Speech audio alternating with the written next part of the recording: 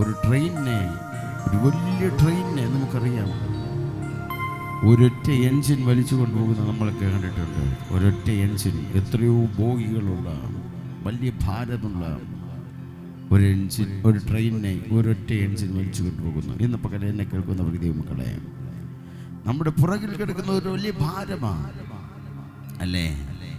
ഒരു ട്രെയിൻ വലിച്ചു കൊണ്ടുപോകുന്നതിനേക്കാൾ അധികം ഭാരം വഹിക്കുന്ന പലരും ഇതിനകത്ത് എന്നെ കേൾക്കുന്നുണ്ട്.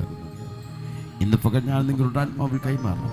നീ വലിക്കുന്നത് എത്ര വലിയ ഭാരമാണെങ്കിലും ഓർക്കുക, നീ വലിച്ചാൽ അത് എത്തത്തില്ല.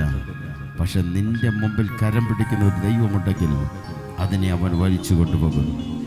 നീ വലിച്ചാൽ അത് നിലപ്പോ നീ ഉദ്ദേശിക്കുന്നിടത്ത് എത്തിയെന്ന് വരത്തില്ല.